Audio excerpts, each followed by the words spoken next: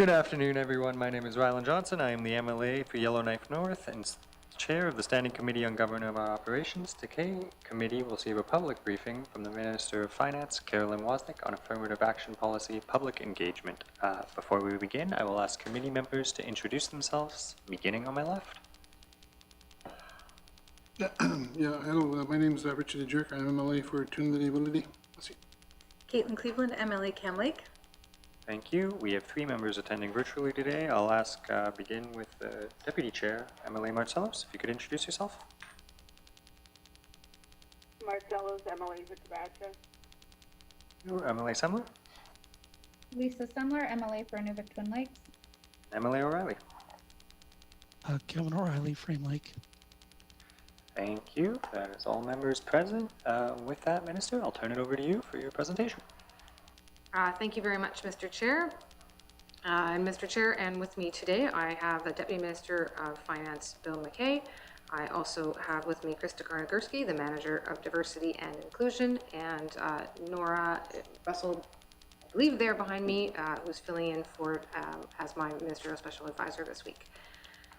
With that, I would like to thank committee members for the opportunity to discuss the Department of Finance's review of the Affirmative Action Policy.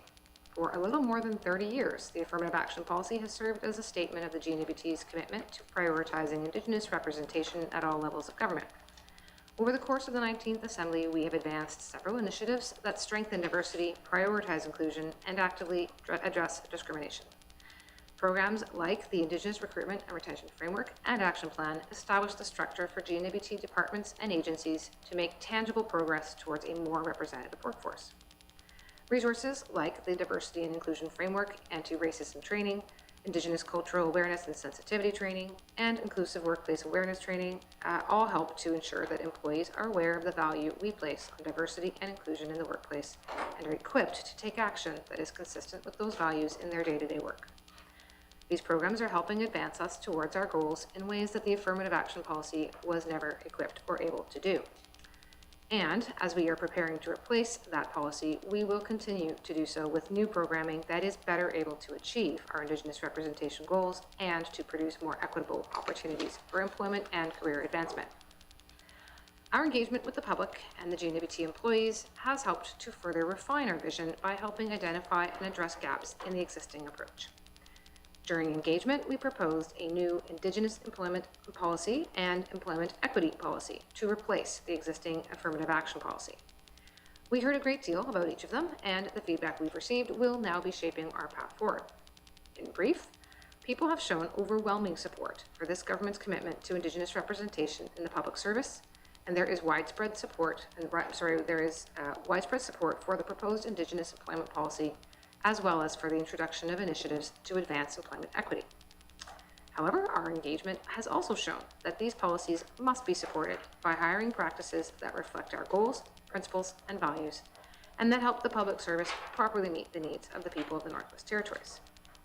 The next stage in this process is the development of new hiring policies that reflect our values and our goals by weaving together the extensive programming we've introduced over the past 4 years with the feedback we've received through this engagement. Our government should reflect the values of the people who make up our territory. Indigenous representation in government is about more than just numbers. It's about ensuring that Indigenous employees have meaningful opportunities to contribute to the goals of the GNWT. And we can best support this effort by taking meaningful action that improves the culture of the public service and addresses barriers to employment equity. With that, Mr. Chair, I am happy to proceed forward, and if you will, I would like to turn this over to Krista to proceed with the presentation, and then we are prepared to answer questions that committee may have. Thank you. Over to you, Krista. If we can go to the next slide. Today we'll cover our approach, what we heard during engagement, and hopefully hear your perspectives on how we should proceed and answer any questions. Next slide, please. Our goals in this process were to ensure that we captured as many perspectives as we could in this review. This included completing research on what other jurisdictions are doing, traveling to 9 communities in each region in the Northwest Territories. We went to Inuvik, Tuk, Hay River, Fort Resolution, Fort Simpson, Delaney, Betchico, Yellowknife, Fort Smith. We hosted 14 in-person engagement sessions, 3 virtual sessions, a session with the Indigenous Employment Advisory Committee and the GNWT Advisory Committee on Diversity and Inclusion, and an online survey which garnered more than 550 fulsome responses. Indigenous leadership attended almost every engagement session to share their perspectives and to hear ours. We sent out letters to Indigenous governments inviting them to participate in this program, and we also presented at the Council of Leader Secretariat in December. We relayed that the GNWT is committed to building a public service that is representative of the population it serves and to ensuring that Indigenous peoples from this territory are rightly part of the public service at all government levels. We also shared that the GNWT is committed to ensuring our workplaces are fair and just, and that the GNWT provides all applicants and employees with an equitable opportunity to succeed, regardless of their gender, race, ethnicity, religion, age, or any other protective characteristic. To ensure that members of the public, including GNWT employees, were better aware of the programming introduced and the commitments made by the GNWT in these areas, our presentation included information about the Diversity and Inclusion Framework and the Indigenous Recruitment and Retention Framework and Action Plan. Next slide, please. We also went into this with the understanding that there will likely be negative or critical opinions of the policy. In order to make the most of our engagement opportunities, we tried to convey early in the sessions that we were not there to tell people that the affirmative action policy worked well or didn't, or that the other policies we're proposing would address the concerns that we intended them to. Instead, we tried to make it clear early on that we were there to listen, to talk, and to share information on where there was knowledge gaps in order to plot a way forward that reflected their collective views and interests. Where there were critical thoughts or outside-the-box ideas, we were open to hearing about and trying to understand them. This approach helped deflate the concern that some in-person attendees expressed about the engagement process and feeling heard. It also allowed us to share how some of the program we have developed will fill in the gaps we heard about during engagement. Most importantly, though, this approach to engagement and review allowed us to better understand the limitations of priority hiring policies and whether they are the appropriate approach to address all barriers to providing equitable employment and career advancement. Next slide, please. Engagement began with the department proposing the replacement of the affirmative action policy with an Indigenous employment policy and an employment equity policy. The Indigenous employment policy and the employment equity policy, as proposed during engagement, would ensure that the GNWT maintains a first priority for Indigenous Northerners, while also providing increased opportunity for applicants from other groups. The intention of the Indigenous employment policy, as proposed, was to afford Indigenous peoples whose traditional cultural home is the land that now makes up the Northwest Territories first priority in hiring with the GNWT. This approach would reflect the GNWT's principle of increasing Indigenous representation in the territorial public service and would be set out similar to how the affirmative action policy prioritized P1 candidates. As proposed during engagement, priority hiring under the Indigenous employment policy would only be available to Indigenous people whose traditional cultural home was the land that now makes up the NWT, and would not include Indigenous applicants whose people traditionally lived in other parts of what is now Canada. It is our understanding that, based on advice from the legal division, that wording the definition this way would help to mitigate legal concerns related to the Charter of Rights mobility provisions. Next slide, please. To provide all applicants with more equitable opportunity for employment within the territorial public service, during engagement, our team proposed the implementation of an employment equity policy. As it was initially envisioned, the policy would offer priority hiring for applicants who are Indigenous Canadians, racialized persons, persons living with disabilities, members of the 2S LGBTQIA community, and long-term Northerners. Applicants from those groups would be considered equal, and in a job competition, the best suited for the qualified candidates among the employment equity groups would be successful. The priority hiring approach was chosen to supplement the initiatives included in the Diversity and Inclusion Framework and to mitigate the impact on those who currently receive priority preference under the affirmative action policy. Next slide, please. From the onset of engagement, concerns were raised about the employment equity policy as proposed, including from members of this government. These concerns flag potential risks with the policy, particularly about whether the priority hiring model proposed would actually be capable of addressing the inequities present in the system and removing barriers to equitable opportunities. We also heard that attempting to categorize and track designated groups could potentially produce adverse effects to members of those groups. As noted during engagement, the main goals and values that were to be achieved through an employment equity policy will still be achieved through the actions outlined within the diversity and inclusion framework, but there was not support and engagement to recommend the development of an employment equity policy. Our drafting team will now begin to work to weave the values, goals, and recommendations heard during engagement together with programming and initiatives already in place, like the diversity and inclusion framework, as well as successful strategies established in other jurisdictions to properly address inequity in hiring and career advancement in the GNWT. By contrast, the Indigenous employment policy received strong support in all engagement sessions and across the vast majority of responses on the online survey. In fact, one of the strongest critiques of the affirmative action policy is that it failed to afford priority hiring for Indigenous Canadians who don't meet the P1 requirements. This issue was supported during in-person engagement sessions by examples of Indigenous community members not being eligible for priority hiring despite having spent much of their lives in the NWT. Another complaint raised is that the affirmative action policy and the proposed Indigenous employment policy would both exclude people who were born or grew up just outside the borders in Alberta, BC, the Yukon, and Nunavut are excluded despite the borders being a non-Indigenous construct and people's close connection to the NWT. The issue was one of several raised about including Indigenous Canadians in the employment equity policy rather than under the Indigenous employment policy, and it was closely tied to the recommendation made during engagement to widen the hiring priority to include all Indigenous Canadians. Common themes that we heard during engagement included the need for accountability, transparency, and consistency in the application of the hiring policies to combat the abuses of the system and the outright ignoring of requirements, concerns about nepotism, closing competitions with P1 candidates, the use of transfer assignments to hire and train P2 candidates, overwhelming support for the Indigenous employment policy, strong support from hiring from the NWT, an inability to measure the employment equity groups, concerns about the potential for adverse effects on the equity groups.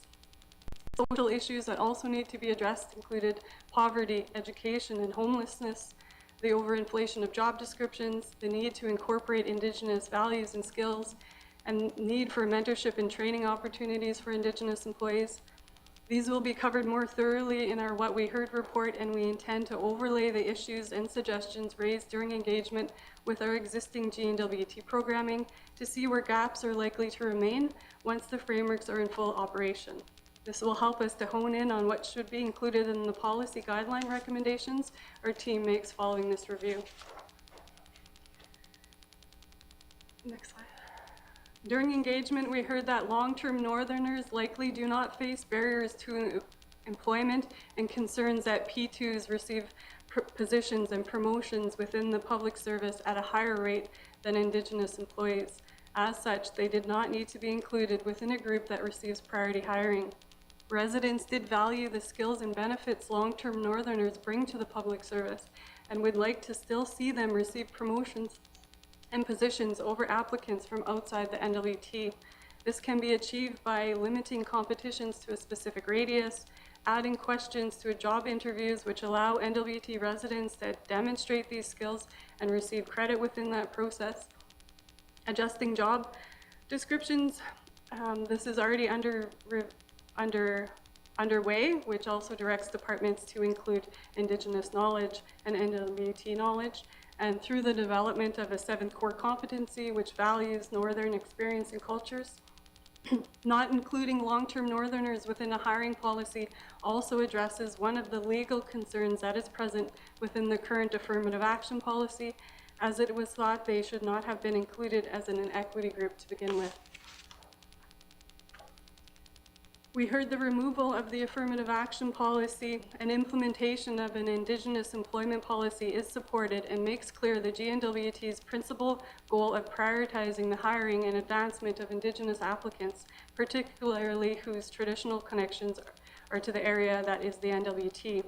It is also clear that while the values and intent of the proposed employment policy are supported, there are legitimate concerns with the proposed approach, and it should be reconsidered how to best address barriers to equity and career advancement present in our system. This engagement quickly became more than just a review of a hiring policy. It has also highlighted changes that are needed within our processes, policies, and programs. Participants in the engagement sessions were happy to hear that the goals not addressed through a hiring policy will be achieved through the Indigenous Recruitment and Retention Framework, and the goals of employment equity would be achieved through the Diversity and Inclusion Framework. We recognize we are suggesting a change in the way we recruit, retain, and advance employees within the public service, and with the review of what was being shared during engagement, the path forward is still taking shape. We expect that the best way to reflect the views we heard with hiring policies and practices is through clearly prioritizing Indigenous representation in a hiring policy and by meeting equity, diversity, and inclusion through other means. We are confident that the Indigenous Recruitment and Retention Framework and Action Plan and what is coming with the Diversity and Inclusion Framework will help address the concerns about inequity of experience that are not directly related to hiring, as well as many that are. Where gaps remain, our team will be reviewing what we heard and will use the suggestions and recommendations from engagement to help close those gaps. If approved, our team will work to prepare for this change in July and August 2023. Implementing a phased approach for replacing the affirmative action policy could include that the affirmative action policy remain in place for 1 year while we prepare communications for employees and the public on the change. Update Indigenous governments on the change and that their feedback was incorporated. Educate employees and departments on why this change is taking place. Provide training on the Indigenous employment policy. Update policies, programs, and services as required, and then launch the Indigenous employment policy.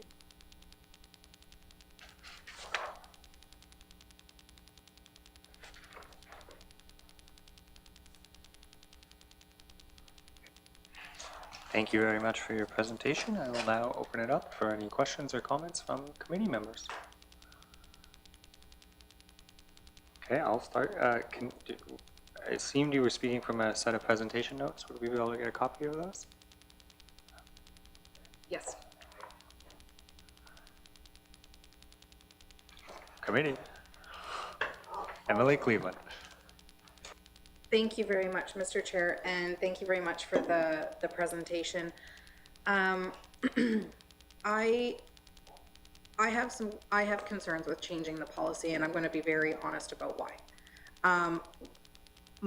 One of the things that we hear routinely is that the policy, as it stands, the affirmative action policy, is not actually being properly administered or applied throughout the government.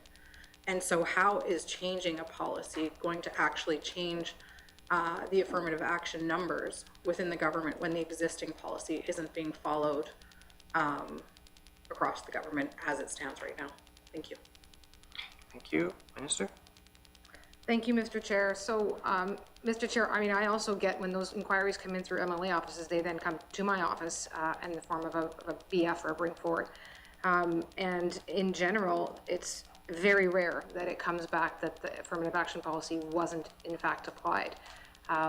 That's not to say that there aren't other processes by which people may get hired or may move forward, be transferred within the departments, within the GNWT. So, again, the actual hiring, as far as again, all those times when those complaints and concerns are raised, in general, it is being applied. You go through the P1 list, then you go through the P2 list. Almost very rarely do we get past those two lists before we get into an additional hire, unless we're into very technical expertise that somebody might have. So, the concerns about the affirmative action policy not being applied, the concern I hear is that effectively we are still not achieving a representative workforce. So we have an affirmative action policy, and yet, if you look at the labor market, with 47, if I recall, or 44 to 47% Indigenous Northerners, that's not where we're sitting. We're sitting at around 33% in the actual public service. So that's the bigger concern, is we're not actually achieving the goal.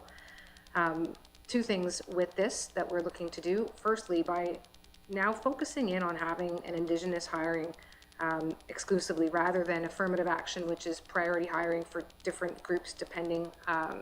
This actually focuses on what that core goal is that we have not achieved in 30 years, which is Indigenous Northerners. It really puts a laser focus on that, and then looks, rather than again continuing, under a different name of employment equity, to continue to specially hire certain groups. We're actually looking to have employment equity look at the barriers themselves. So rather than just saying, okay, this is a group that we think we want to hire extra, we'll put them into priority hiring, employment equity approach and the diversity and inclusion framework looks to the barriers people face to actually create a pathway by which to break those down. So those are two answers, Mr. Chair. Thank you. Thank you. Any follow-up on Lake Cleveland? Yeah, thank you, Mr. Chair. Listen, whenever we sit down with human resources or finance over the course of this assembly, we have great conversations about policy work that's being done, frameworks that are being developed. Even in the last assembly, there was numerous programs that were developed. We had building capacity in Indigenous governments, great partnership between the GNWT and Indigenous governments. The Indigenous Management Training Development Program, great program. Indigenous Career Gateway Program, like there are all of these programs that exist, and then there's these policies that come down, and they, in some way, shape, or form, they sound great, they look great, but then when you talk to people on the ground, I mean, I've heard directly from residents who are P1 who have literally heard from people that have hired them. Oh, good thing you answered that last question bang on, because the other person being emailed for this job was a P3. So that right there tells you the affirmative action policy is not being followed. If a P1 is being interviewed up against a P3, the policy wasn't followed right then and there. And I can list off right now 5 different instances where the policy, really in the intent that it was created, didn't work out as it was intended to. So knowing that these programs that HR has are not being equitably or equally even ruled out from department to department as intended by HR, what are the teeth of human resources to ensure that some of the existing policies that already exist are actually being rolled out as intended and are being made available to and also supported by supervisors for staff members out there. I mean, we see the work that HR is doing, we see the numbers at the end of the day, and it seems like sometimes the disconnect is actually empowering the departments or forcing the departments to actually follow them. So I really worry about kind of changing the baseline when we're not following, the government is not following the policies that it is intended to follow in order to improve these numbers and achieve these targets. And by changing the baseline, you all of a sudden are, we can't compare to how it was before because now the baseline is different. So I guess I really want to understand what teeth HR is going to have to really change these numbers. Thank you. Thank you. Minister? Thank you, Mr. Chair. Mr. Chair, I'll turn it to Krista Karnagurski in just 1 second to get into a little more of exactly what we are looking to do under the diversity and inclusion framework to have more teeth. But just before I do, I think there is still some value in updating what is a 30-year-old policy that we frankly know to be not constitutional and ripe for challenge. And let me make this one point, that if it were to be challenged and struck down, any affirmative or any priority hiring for Indigenous Northerners is gone. It will be eliminated with the rest. The court's not gonna pick and choose and say you get to keep 1/4 of your policy, but the rest is okay. It's gonna be gone. So, I do think there's some importance on figuring out what our real priority is and zeroing in on it and having a policy to reflect that, and not necessarily a policy that has a bunch of other stuff in it. Firstly, because again, it is a concern of losing it. But secondly, by zeroing in on it again, for example, some of the Indigenous recruitment programs and frameworks that Emily Cleveland has just mentioned, were not being maxed out at the beginning of this government. We're not seeing their full funding being used at the beginning of this government, and now are. So that's a lot of change in the space of just a couple of years. And the next one up being the secondment program, which is new, which is not yet being, I think maybe is maxed out for this last year, but it wasn't initially. So as those continue to max out, then hopefully they continue to bear fruit in terms of positive outcomes. There's a lot in both the Indigenous Recruitment Retention Framework and the Diversity and Inclusion Framework that will, I think, give some of the teeth that Emily Cleveland's looking for. One being the targets in the IRRF, which the first round of reporting on that is due this month, if I'm not mistaken, and tying that back to performance reviews for senior managers in terms of achieving those targets. The fact that the targets are public, all of those are teeth that didn't exist a couple of years ago. And then again, as I've said, zeroing in on having an Indigenous hiring policy and not one that just speaks, and I don't want to water down the idea of equity, because that's being representative of all identity factors is important and critical to being an effective public service. But we know that there's a cohort that is underrepresented, and it's an important cohort to represent in the Northwest Territories. So by zeroing in on that, to the extent that we're tying this back to performance measures for management, tying it back to the targets in the IRRF, it's now no longer affirmative action writ large. It's really very clearly about Indigenous employment hiring. So, but I know that if I could, I just wanted to turn it to Mr. Carnegie as well to speak to that, please. Thank you, Ms. Karnagurski. Sure, thanks. The only additional thing that we're doing now that we didn't have before is the Department of Finance has a staffing review framework to ensure that competition processes are being carried out in accordance with the affirmative action policy and hiring processes. So that allows us to audit competitions and to make sure that they're following the affirmative action policy. Thank you. Any further questions, comments from committee? Emily Jericho? Oh, go ahead. Emily Marcellus? Go ahead. Thank you, Mr. Chair. I just have a couple questions. One of them is, so how is the oversight or the consequence of not following the policy going to be dealt with? No, we have, I was not in favor of a direct appointment at Human Resources here in Fort Smith as soon as I got elected, because I know that it was friends of friends and who you know and not what you know. And it certainly wasn't geared to Indigenous people. So I'm just wondering how that oversight is going to, are there going to be any results? Are there going to be consequences for people who do not follow the policy? I'd like to know that. That's my first question. Thank you, Mr. Chair. Thank you, Minister. Thank you, Mr. Chair. Yeah, Mr. Chair, you can't monitor what you don't measure.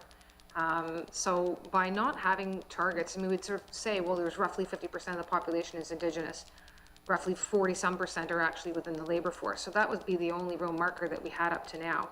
And then looking at the gap between our 33% and the 40-some%, but it's a pretty vague target, if you will, and a pretty vague guideline. So that's where now the Indigenous Recruitment Retention Framework, IRRF, has every single department broken down by senior management, middle management, entry-level positions, broken down then the numbers, the target numbers, and by year. And that is where performance measures of the managers who are doing the hiring are being measured against whether or not those will be achieved. So as I said, the first report back's only coming out this month. Policies and programs that we have available to achieve those targets are starting to be maxed out. And there's obviously been a lot of attention, to these issues here. So I do think that will, logically that will make a difference. How much of a difference is what will remain to be seen perhaps with these numbers, but although it's the first year. So certainly hopeful that it will come back positive. And if not, well, this is where we have quite a suite now of frameworks and things that departments are expected to do that they weren't listed as being responsible for previously. So, yeah, thanks, Mr. Chair. Thank you. Any follow-up, Emily Martelos? So we are in camera, and I just think that was a very general reply. Just to clarify, Emily Martelos, this is a public briefing. I think I was pretty specific about the way things are done at this regional level, and I want to know if the policy is going to go ahead, and if we decide we are going to vote on this. I want to know the consequences of anybody that's not going to follow the policy. So I didn't realize this was a public meeting, but anyways, it's okay, because I want to know, okay? I want to know if there is going to be any consequences for people who do not follow the policy, because that's happened here many, many times. And I'm not scared to say it publicly, because that was one of my biggest complaints besides medical travel. You know, those are the two biggest complaints. People don't even want to put an application in because they find a way of making sure that they move around so they can. The person that runs the competition or whatever decides even before the person comes through the door. So how are you going to deal with that? That's just adding to that question, because I'll probably have other questions once everybody's gone through. Thank you, Mr. Chair.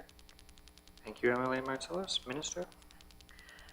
Thank you, Mr. Chair. Mr. Chair, if Emily Martelos is looking for me to speak to a specific individual, I won't be doing that in a public hearing, but I'm happy to receive it as a BF to the office and be able to respond.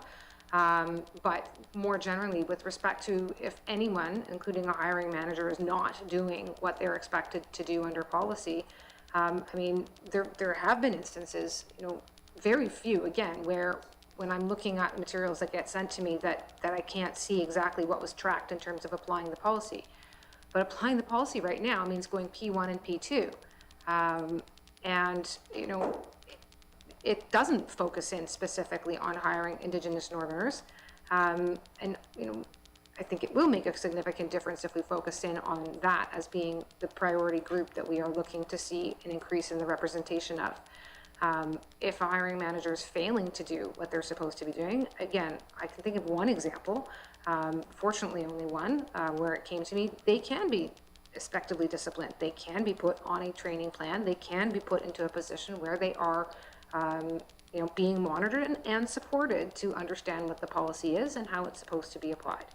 So, you know, now that we, again, the more focused and clear a policy is in terms of its goals and its measures, the easier it is to do that, and the harder it is to circumvent that by saying, well, look, we've hired, you know, again, because it's not just P1s and P2s, it gets more complicated than that if you get into the non-traditional roles. So it is not an uncomplicated policy, which makes it perhaps not as easy to apply clearly. The more direct policy is going to be a little harder to not apply directly. Thank you, Mr. Chair. Thank you. Next on the list, I have Emily Jericon, and then Emily Semler, and then Emily O'Reilly. But before that, can committee get a copy of the draft policy, and when could we expect that? It'd be helpful if we had it in front of us. Thank you. Well, Mr. Chair, there isn't a draft policy. I mean, we have tried very hard to come to be involved and to do an engagement without presupposing the conclusion. And I don't mean to sound frustrated, but I think that question's been asked before, and I keep trying to say, no, we actually really are engaging. We are legitimately engaging before drafting to get a sense. So, I mean, the materials that you saw today presented in describing the direction of where we want to go in terms of, as I said, you know, again, having firstly an Indigenous policy, and secondly an employment equity policy. The materials that were sent out and that were subject to the engagement, that's as far as we went, because it was very clear we quite honestly wanted to hear feedback before putting the final pen to paper. Thank you. Okay.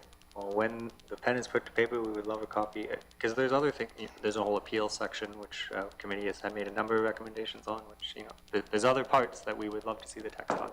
But next, I'll go to Emily Jericon. Yeah, thank you, Mr. Chairman, and thank you, Minister, for your presentation. This subject matter we're talking about is one that's very tough to talk about, I guess, because, I mean, my experience dealing with this affirmative action policy goes back quite a ways, and I agree with my colleagues on some of their statements as well. You know, it's, when I heard about this meeting, I know we really are busy in the community and dealing with many different things, and in my travels in the last year and a half, and also even as a former chief and counselor in my communities, we get constant calls about, you know, GNPT positions they applied on, and it doesn't go anywhere. You know, you mentioned this is 30 years old, but this government's going on 56 years now as a government.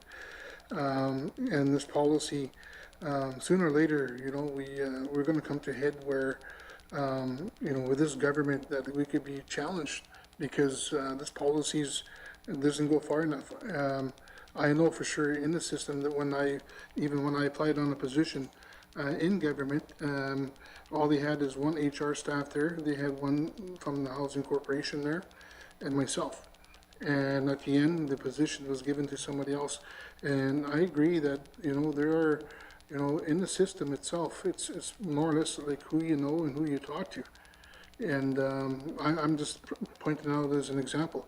Right now, I also have a constituent that's been in government for 11 years, been pushed out of that position to give way to open a position for somebody from the hospital and so on. If anything, you know, we're not doing enough about Aboriginal retention.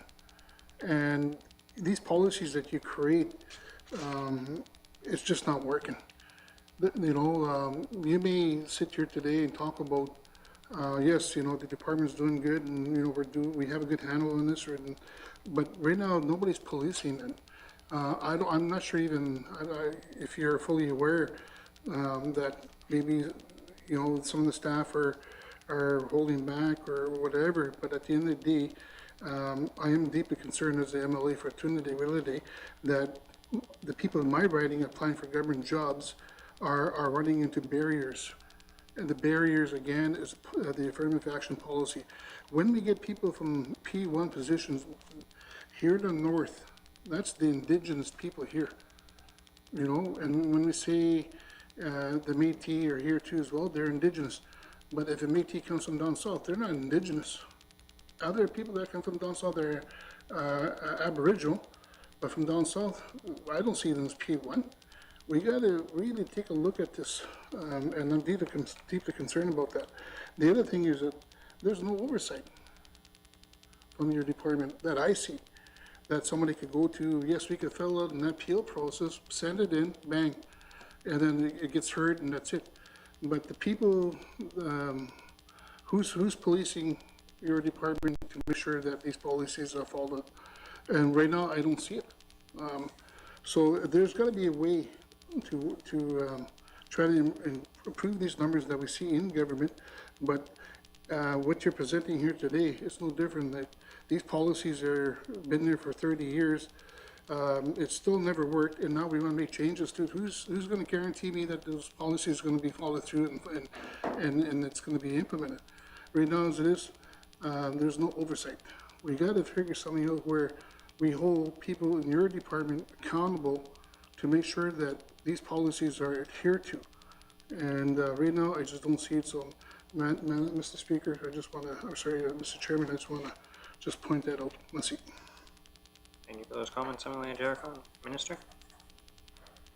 Thank you, Mr. Chair. So again, Mr. Chair, the affirmative action policy versus having an Indigenous employment policy doesn't necessarily answer some of these questions. A lot of these issues are addressed more adequately or more directly within the Indigenous recruitment retention framework, which is barely 2 years old and is only in its earliest stages of implementation.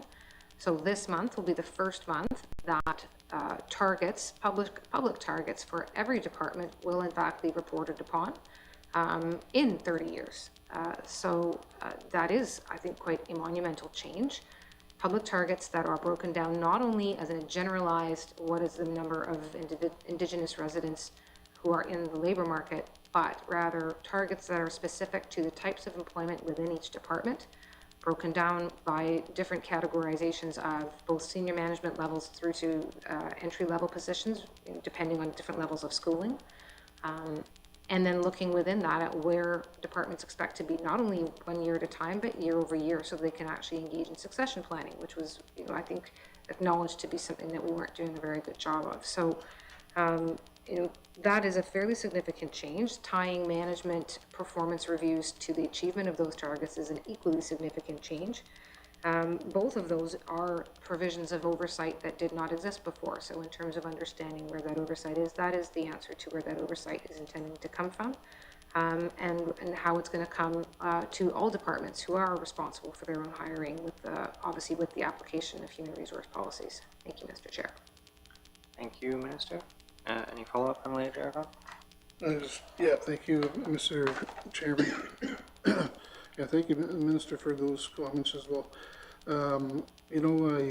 When we read the stats in the House and committee during the assembly, and again, it's a little discouraging to sit there to see the amount of numbers of Aboriginal people we have in government. Back in 1999, when Nunavut and NWT were together, we had 3,300 employees strong.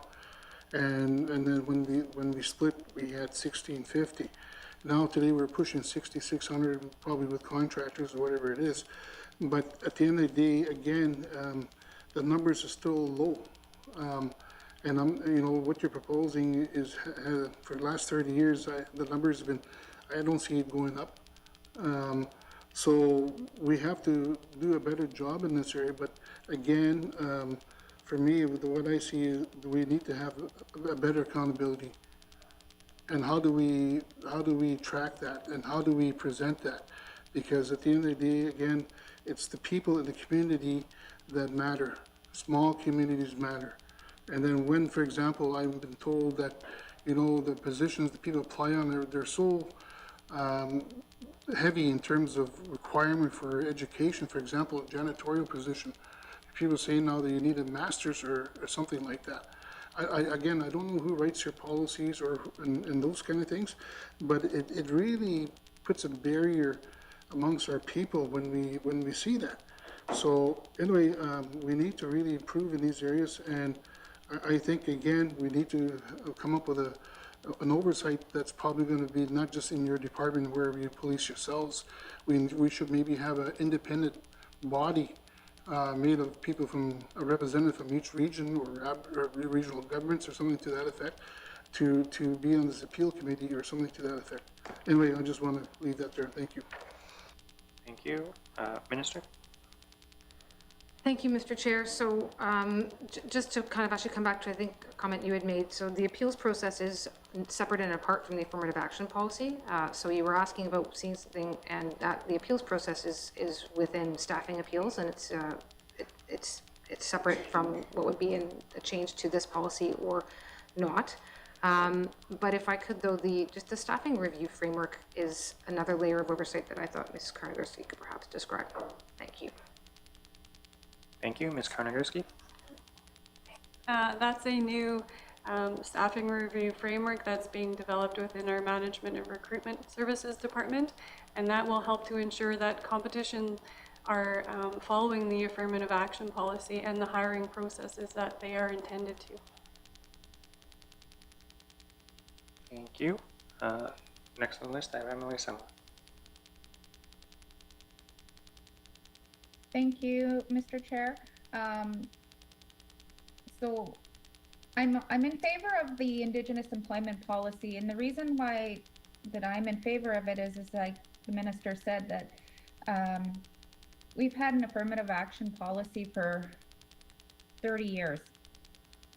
It hasn't done what the intent of it was to do. So, there's been many different people in positions and ministers of human resources, and then ministers of finance in charge of human resources, and I think we're at a point now where we're not following the policy. I mean, just in my job alone as being an MLA, there have been many concerns brought forward, and every single time that they've gone through a competition, you speak to a different human resource officer, they interpret it differently, and even when asking, so I think there's issues, and, you know, I agree with my colleague, like, we don't, you know, just because it's not working, maybe it's not being done properly, but it's been here long enough, people should know how to interpret the policy, so obviously the policy is not working. And so I'm glad that hopefully to see a new policy that will do this, and it's like it's a policy. So as a policy, you know, if we hit these targets, maybe we'll hit these targets sooner. You know, we can always reevaluate a policy, you know, once that target is met. But as for right now, I think this is something that is needed, and it needs to be focused in, because if there's too many categories, then nobody knows. If there's too much, then there's nothing, you know, and nobody knows how to use the policy. But my question is to the minister is, you know, like, in hiring people into jobs, right now there is other issues, and you stated them in the presentation, you know, and it's like overinflated job descriptions.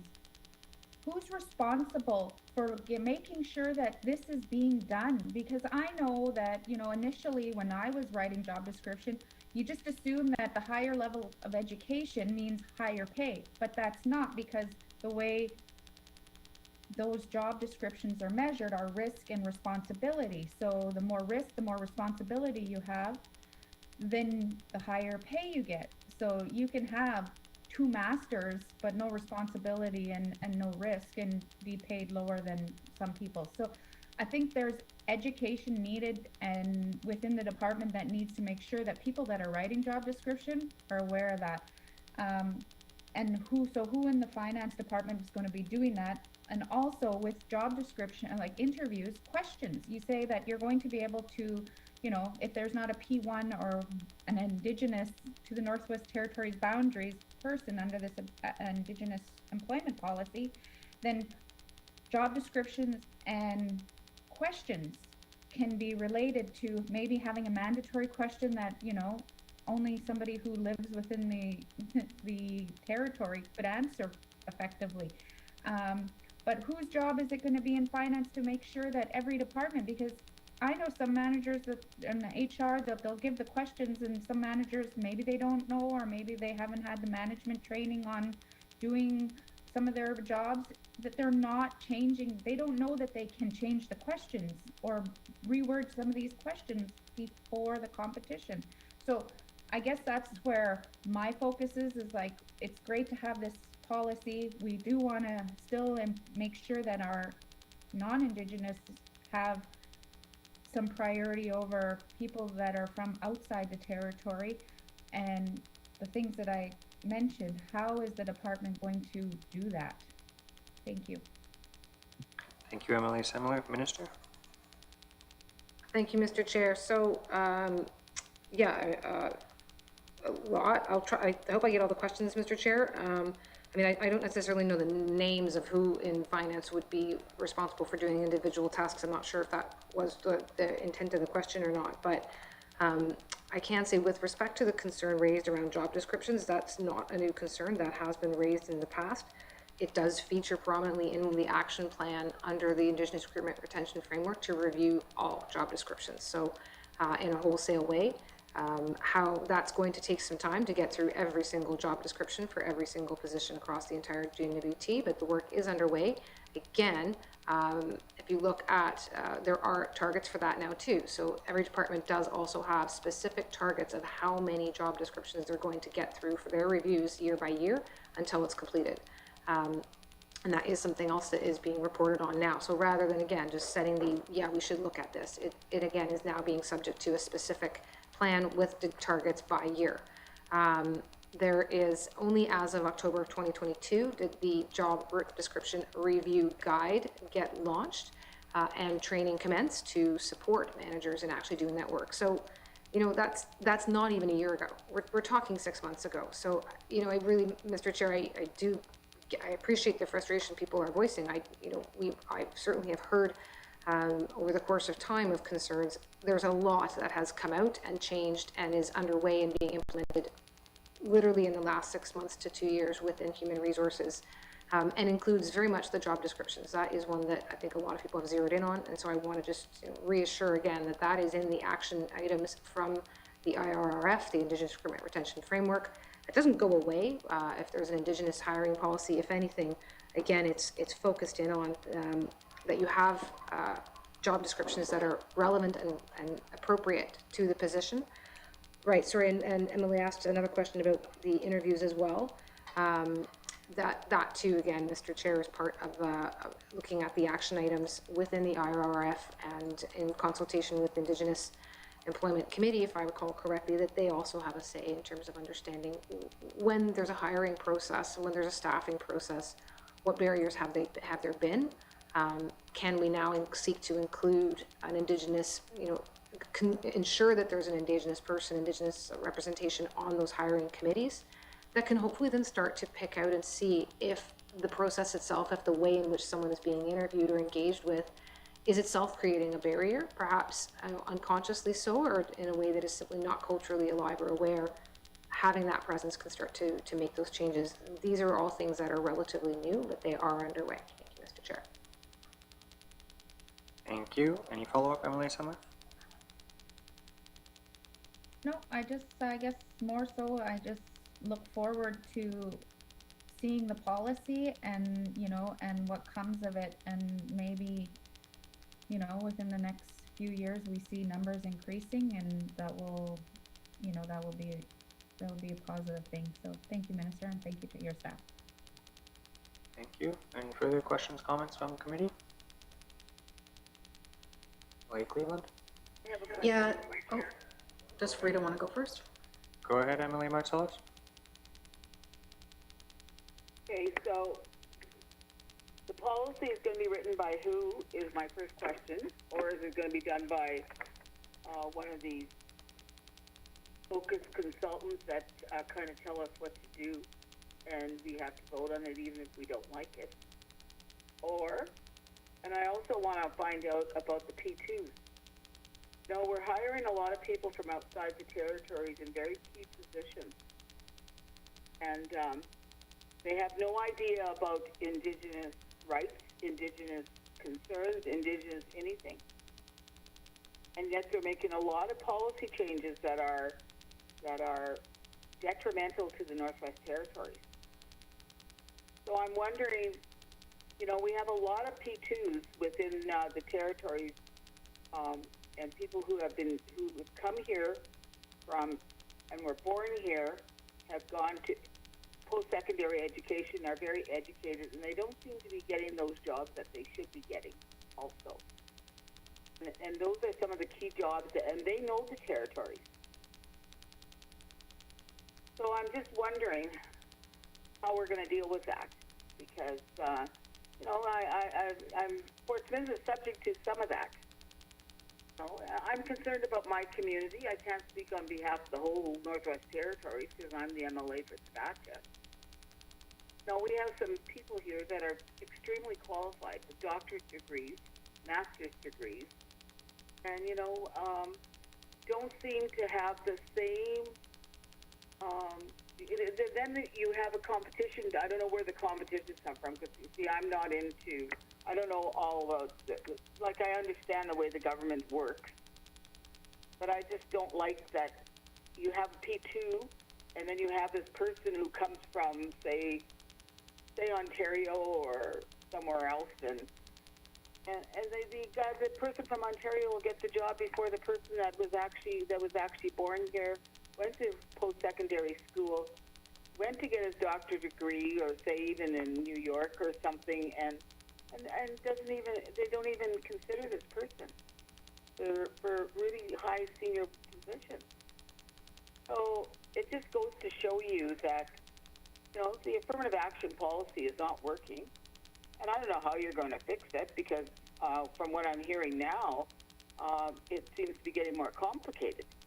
And, there's all these loopholes that you have in senior management, even at the regional levels or whatever, that decide who the job is going to go to anyways, even before you go to the interview. I've heard that constantly in this community, constantly. So and making excuses of, you know, because even, you know, I'm concerned also about those people who have decided to live here all their life, and then they have to go into competition for somebody that's being interviewed from some other jurisdiction across Canada, and then they don't even get the job even though they're as qualified as they are and they know our people. So I don't know how you're going to deal with that, but I'd like to hear what you have to say. Thank you, Mr. Chair. Thank you, Emily Marcellos. Minister? Thank you, Mr. Chair. So, Mr. Chair, it was an area that I was quite keen to know what the public response on engagement would be, and that the response of all across the Northwest Territories, Indigenous governments, our colleagues here, as well as the public, and with respect to employment equity, and you know, including or trying to include long-term Northerners as part of still a category of people that would get some sort of special categorization along with other equity groups. Mr. Chair, it was quite notable that it did not come back, frankly, as I might have expected, of people saying that we needed to have some additional level. It was very clear that there was some concern that we need to focus in on and having Indigenous employment equity or an Indigenous employment policy. This is an underserved and underrepresented group. That was very clear. There's a strong desire to hire from the North, but whether or not that needed to be done via an affirmative action type approach or not, that is not what we heard back. You know, and I'll note that other provinces do not do this. They do not have specialized categories of hiring.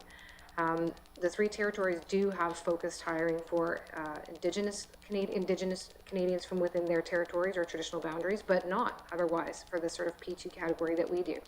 So we're a bit unique in this regard, and I can't say that I can point to benefits from it. We haven't seen benefits in the last 30 years of there being, you know, again, of there being a representative public service when we consider the demographics of the North, nor of there being any lack of people raising the concern that, you know, so-and-so's being hired from the South ahead of someone who's living here in the North. So I cannot point to the affirmative action policy being the answer. I can point to the new approach being one that would focus in on one of those problems. But as far as Northerners, there's other tools and techniques that are available. And we're really looking to them within now what would be in the diversity and inclusion framework.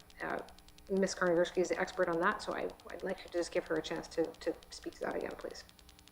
Thank you. Anything to add, Ms. Karnagurski?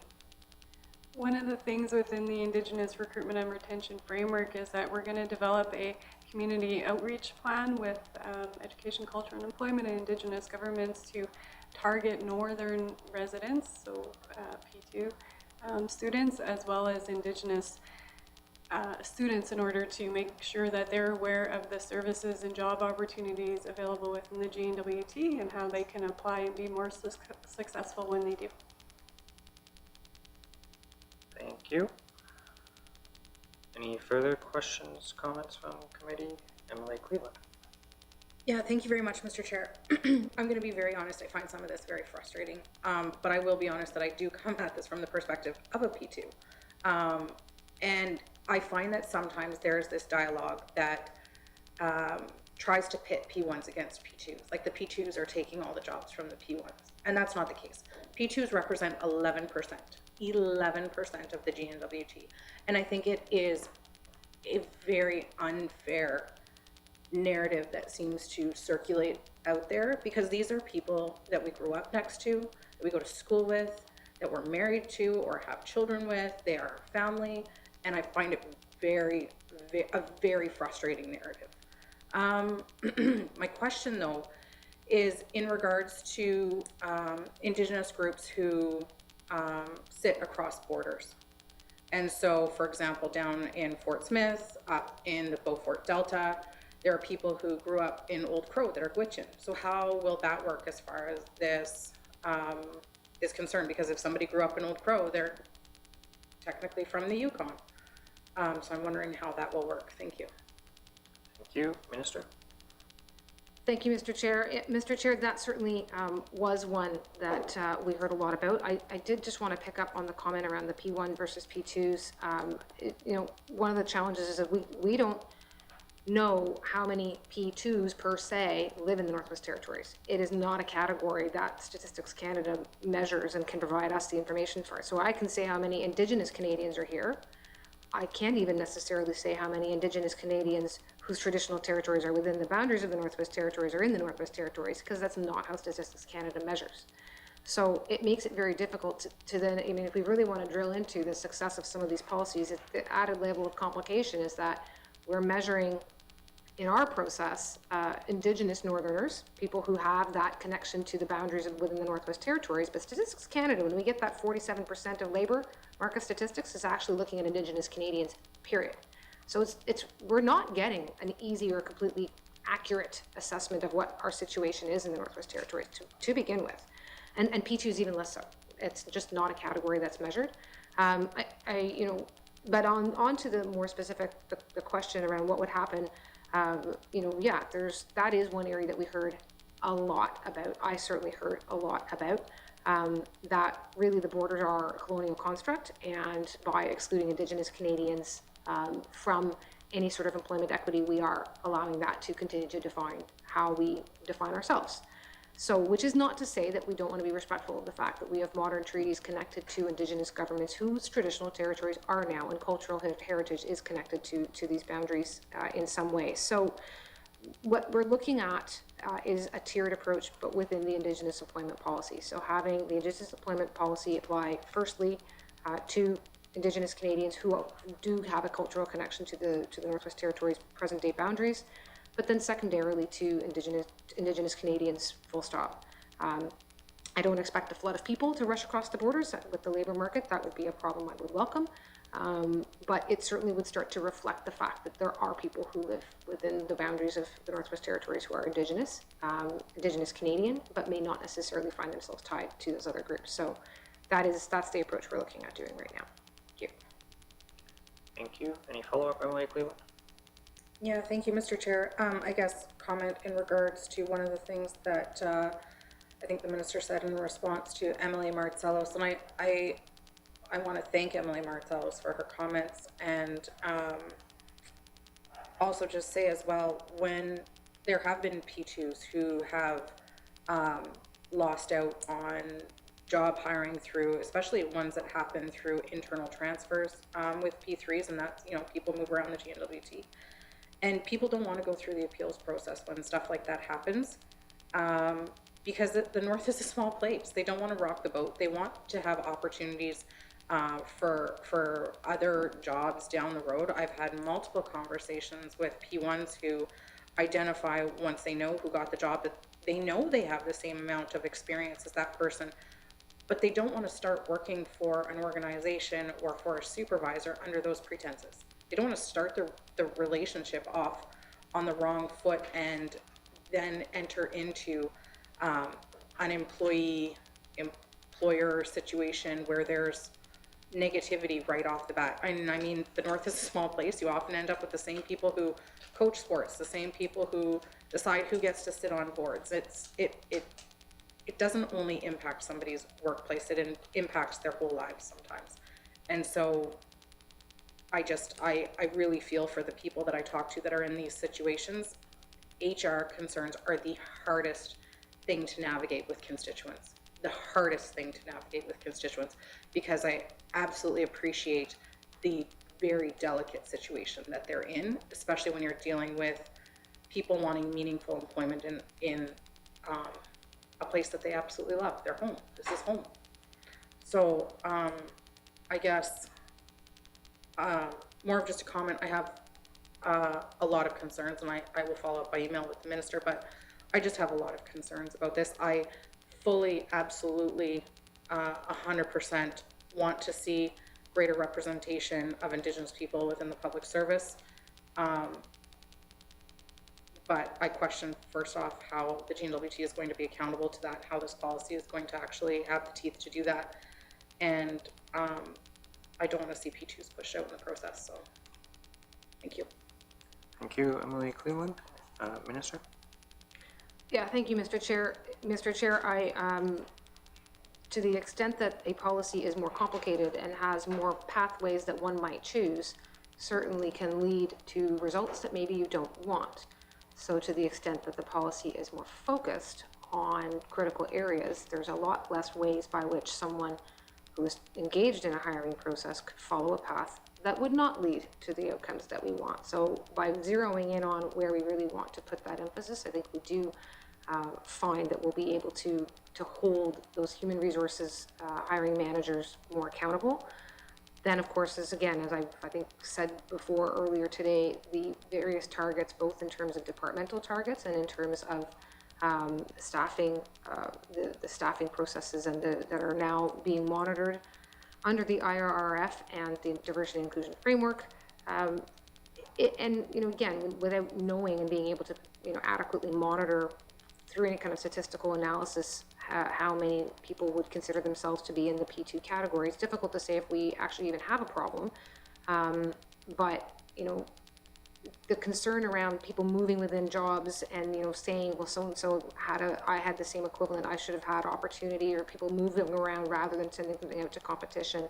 The more pathways within the policy there are, the easier it is to find a pathway that maybe, can achieve a certain goal, even if it's not the goal that we are promoting in terms of what we're saying as a priority. So there are different ways to ensure that you hire Northern, and it can be in terms of increasing, for example, the ranking or the numerical score that someone gets if they're within a certain radius, ranking or a score if there's a language component. So an example there being Cleach-O region, very high Indigenous language population, putting a category that increases numbers for someone who has that language capacity can certainly increase the likelihood that you're going to see someone with that language capacity. Again, including representation on hiring committees that is local and or Indigenous can again reflect removing some of the barriers for people otherwise. And, again, there's probably other ways you can capture Northern knowledge by a Northern resident within the ranking that is used right now when you score candidates. That is much more difficult to get away from than it would be than if you're just, starting to kind of categorize or not categorize. But by putting that into the actual ranking, again, you then can audit the process, HR can audit the process and actually look at what was there on paper with numbers rather than, the more subjective approach, which, although having said that, Mr. Chair, final comment is you don't want to completely take away the ability to have some subjectivity when you're doing this, but if you want to be able to look at monitoring, oversight, audits, that requires things that have measurables. So all of the ways that we're describing, targets, public targets, ranked targets, all of that creates measurables that will help hopefully achieve these goals in a way that the affirmative action policy certainly hasn't. Thank you. Thank you, Minister. Any further questions, comments from committee? I have a couple of more questions. MLA Marcellus, go ahead. Okay, I want to clarify other Indigenous people who are not born in the Northwest Territories. So I'm not able to go to any reserve or any other jurisdiction in Canada and be treated the same as in that treaty or in that reserve, the same as we are in the territories. And this policy is saying that that's going to be because they're on the border. I don't agree with that. I don't agree with that at all. And I don't agree with that, the way things are done with Indigenous Northerners, like we were born and raised here. We all belong to a certain band or to a Métis nation and to the Indigenous group, to the Inuit group. We have cards, we are registered, we are everything. Yet we have, these people who are coming in who are saying they're 5% Indigenous and they consider themselves Métis.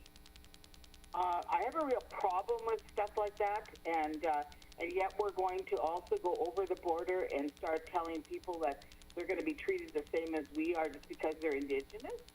And I can't do that if I go over the border to Fort Chipewyan and tell those two bands there that I'm the same as they are. That doesn't make sense. I will not be voting for this policy. I will get up in the House in the next sitting and go through this and I'd like to have the notes too that were read today, because we went through this very quickly and the notes were read very fast, and we don't have a copy of it. I don't have a copy of it. And because, you know, being a chief for 14 years and being a strong leader for all people in the Northwest Territories, and especially all people for Fort Smith, I just don't like the way the policy is going. And I have to be able to say that in the House, so I'd like those notes if that's possible. It was public. I guess I can get it printed, but I mean, it'll be easier if the minister supplies the notes to each of us, of the notes that were read out during the presentation. And and maybe we could have a theme day on this new policy, because I have a real problem with the way the policy is going. I don't think it's the right thing. After 4 years from the time I was the first one who brought up the affirmative action policy of not working when I first became an MLA. And to this day, we still don't have something that's going to work, that's going to serve the people, the Indigenous people of the North, and the people that were born and raised here that are non-Indigenous. Those two groups are very important to me. And I cannot sit here and pretend that it's all okay, because I'm not that type of person. I don't agree with the way the policy is being presented. Thank you, Mr. Chair. Thank you, Emily Marcellus. Our clerk will send you a copy of the speaking notes, and over to you, Minister. Thank you, Mr. Chair. So, Mr. Chair, first, there's a couple things, but firstly, what we're not proposing that Indigenous Canadians from outside who don't have the cultural ties to the Northwest Territories would be treated the same. What we would be suggesting is, based on the engagement process that we've been in, based on the feedback we've received from across the Northwest Territories, two things. Firstly, that Indigenous Canadians who have a cultural tie to the present-day boundaries of the Northwest Territories be given a first priority. That is a group that is known to be underrepresented in the public service.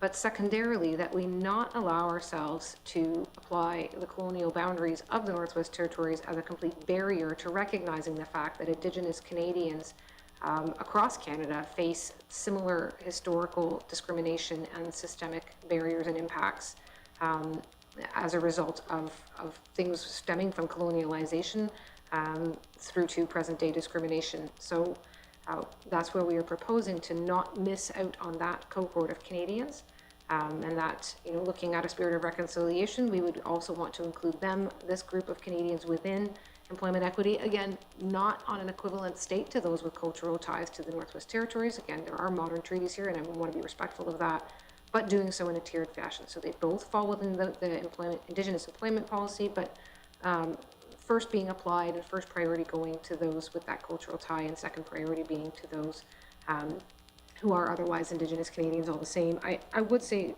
Mr. Chair, on that note, while I certainly agree and acknowledge that the reserves and the treatment of individuals who are in reserve communities may be different, Indigenous Canadians from the Northwest Territories can go down south and would be considered to be an Indigenous Canadian, you know, vis-a-vis the Alberta government, the federal government, etc. So it actually is different in the Northwest Territories, the way we rank indigeneity in the North. So that does make us a bit different. And this is a step towards being a little less different, but still recognizing some of the history that we have here. You know, others, the Yukon government, for example, does the similar thing in terms of how they prioritize Indigenous Yukoners and Indigenous Canadians. So what we're doing puts us more aligned with, frankly, everybody else in Canada, at least including the territories. Thank you, Mr. Chair. Thank you, Minister. Any follow-up, Emily Marcellus? Well, I have a lot of respect for the minister, but, you know, I living through all these different barriers and challenges throughout my life, and being a chief for 14 years, and I just know that You know, some of these things, sure, people could live over the border, but they have a different MLA, okay? They have a different MLA. I don't know what kind of, you know, you don't go over a border. There's still borders in Canada, and the Northwest Territories is unique, okay? We have consensus government. They don't go over all the other borders. And the thing that really bothers me is that, you know, we're going to treat all Indigenous people the same here in the territories, no matter where they're from. That is not okay. And once again, we become second-class citizens in our own town or our own country. And that includes the P1s and P2s. You know, you're opening it up a can of worms, and we're the ones that are going to be the ones that are going to have to abide by those things. Because I'm not going to be there forever. You know, sure, I'm running one more election, but I want to make sure that I leave behind a legacy where the people that really count are the people that decided to stay here and that were born here, and they're looked after forever, no matter who you are, and especially the Indigenous people. And the way this policy is going is a little bit, it's not what I envisioned. And, you know, so I know it's very difficult sometimes because I'm very truthful, and I really believe in what I do for the people of the North and for the Fort Smith especially, my riding. And I just can't I just can't agree with this policy. I know it's not in stone yet, so I hope that some of the, you know, it's important that we're representing people of the Northwest of our different areas here on government operations. Everybody has a different view. Some people just agree all the time. Some people don't. But I hope that some of the ones that are vocal and disagree, some of those are taken into account. Because if you just heard it at one person say it at one public hearing and that's what you put down in your report, that is not okay either. So I wasn't here that night when this was on. I was in session, and I wish I was here. But I wasn't here in Fort Smith. But I have very strong views on this because I was the first one who brought up the inequity of affirmative action throughout the government of the Northwest Territory. When you look at some of the actual documents that have come out in the last little while, where 15 communities are negative are on a negative basis of hiring Indigenous employees, and even the other ones, including Fort Smith, it's 4 in 21-22, the year 2021-22. I mean, that's disgraceful. I don't know how you're going to deal with that, because it's the numbers are there. I always look at numbers. Numbers are very important to me, and especially when it comes to dollars. Because, when you bring up someone in from somewhere else, whether they be Indigenous or not, it costs this government tons of money. And that's what this government likes to do. Are we going to change that? Are we actually going to change the way we do things overall to make things better for the government of the Northwest Territories and the people of the North? This policy doesn't tell me that's going to happen. Because we spend a lot of money on recruitment and all these other things. And, I just have a problem with people who are recruiting and not making the right decisions for the ordinary people on the street. And I'm going to leave it at that. Thank you, Mr. Chair. Thank you, Emily Wawzonek. Minister? Thank you, Mr. Chair. So again, Mr. Chair, we're not proposing to treat everyone the same. We are proposing to focus firstly on individual or Indigenous Canadians with a cultural connection to present-day Northwest Territories. Listing the idea of restricting it to people who live in a certain boundary is contrary to the Charter of Rights and Freedoms. That is the Constitution. That is federal. It's not something I can change. I'm live to it. Similarly, keeping Northerners as a group that gets priority hiring also makes us ripe for a constitutional challenge under Section 15 of the Charter and the Charter of Rights and Freedoms. Again, that is entirely out of any of our hands to go and seek constitutional amendments on that basis. But if this were to be challenged, the whole thing will fall. We will not have any priority hiring for anybody. So we are, starting from that as an acknowledging that, and then looking at what our goals and aspirations are and the values we're trying to achieve of being inclusive and representative of the people that we serve in the Northwest Territories.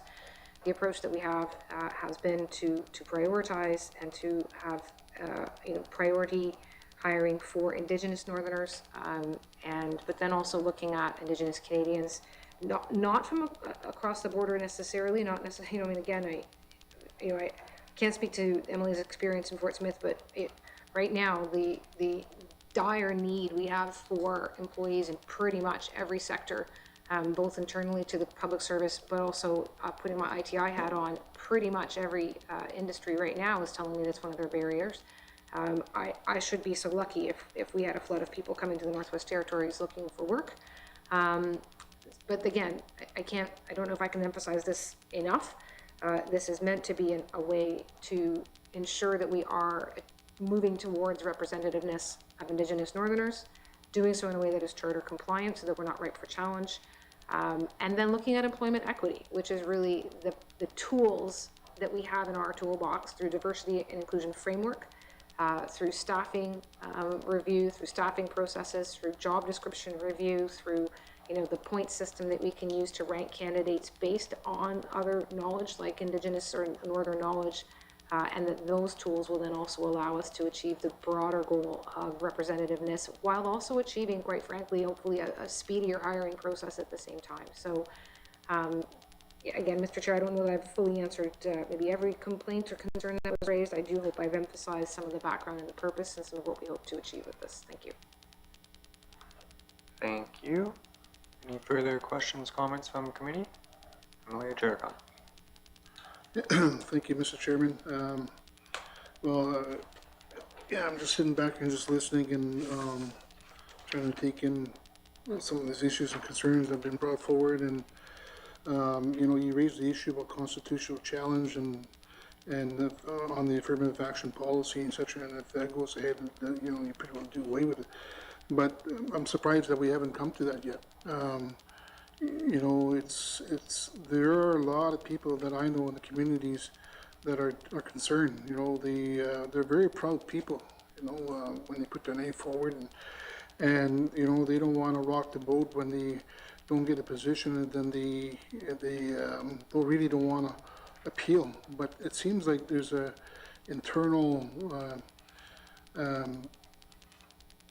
I don't know what's going on internally, but there's issues there. I could tell you that should be raising flags in your department, because to me, when I hear stories from my constituents about these issues on applying in jobs in government, it hits home.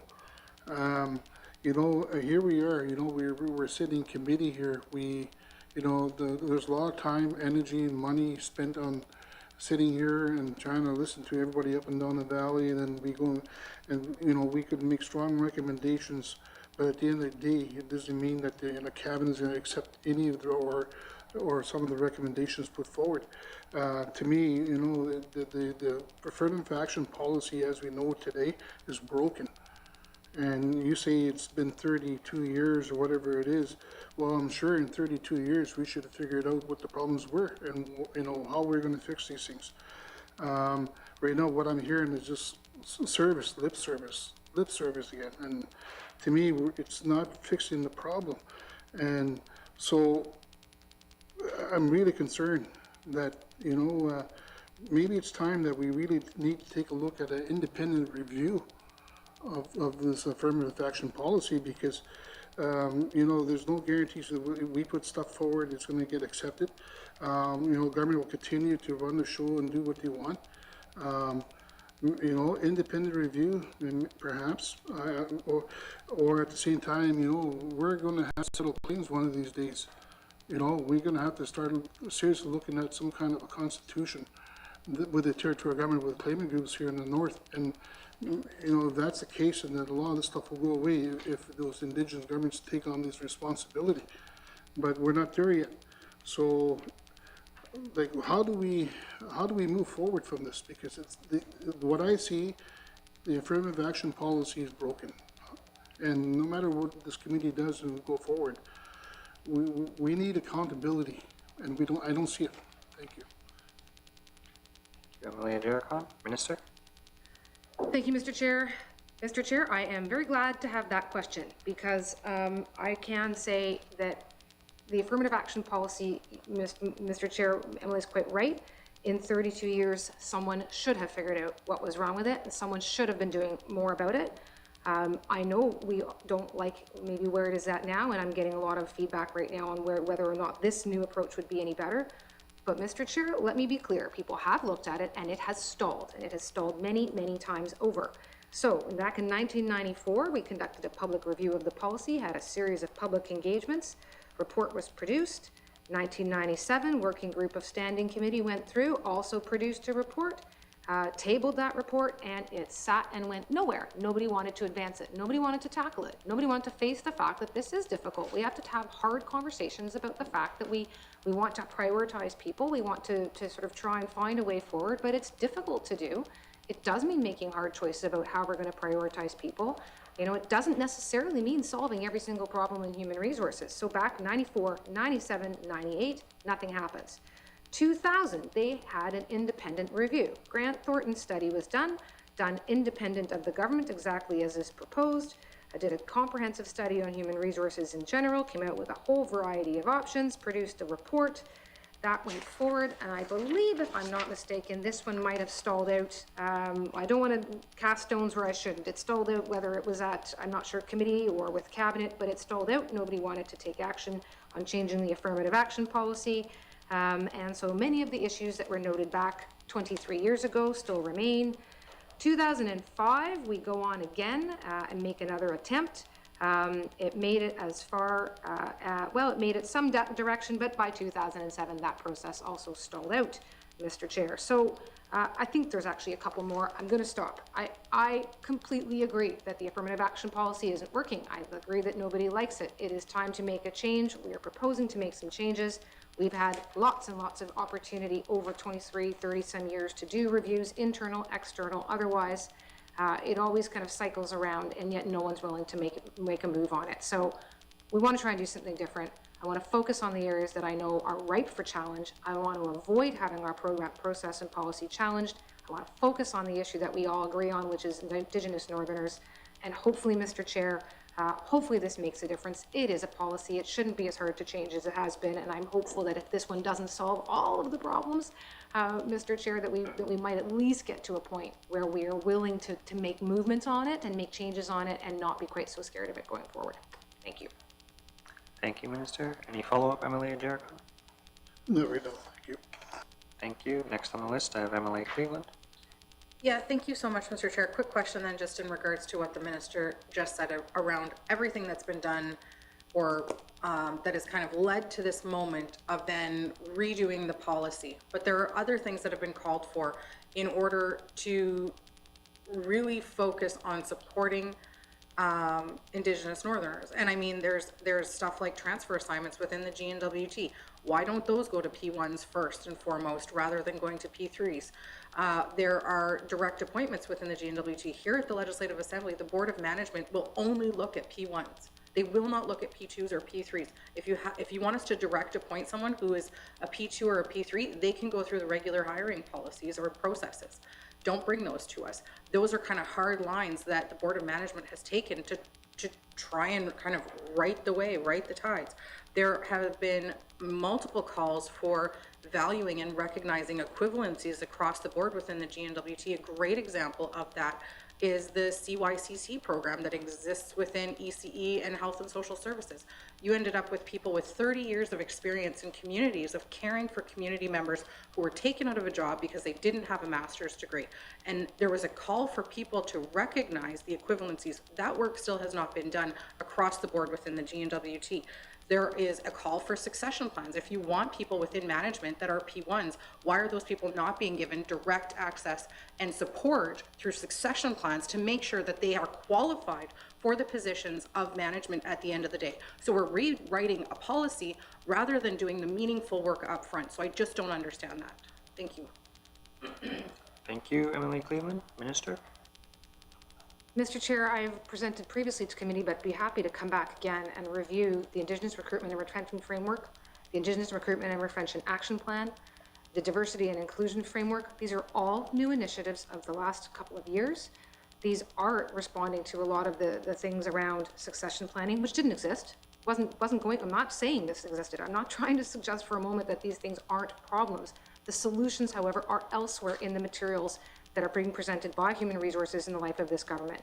So Indigenous Recruitment Retention Framework, Indigenous Recruitment Retention Action Plan, which has the specific deliverables, the targets that are now published, that again, only the first time ever is going to be this month when we actually start to see whether or not the first year of targets are being achieved. If they're being achieved, perhaps they're being achieved because we are changing succession planning, because we are changing job descriptions, again, with now measured targets over when those job descriptions are going to be reviewed.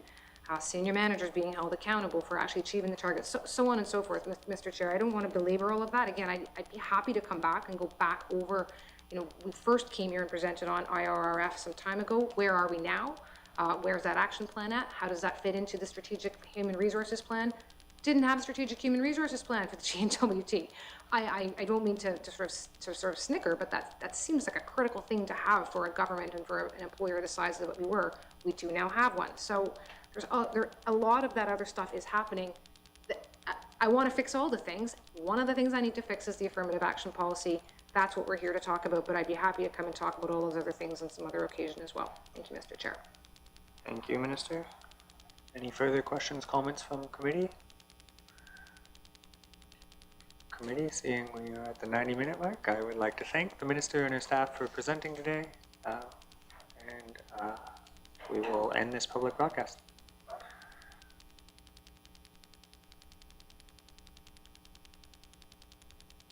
Committee will take a 5-minute break.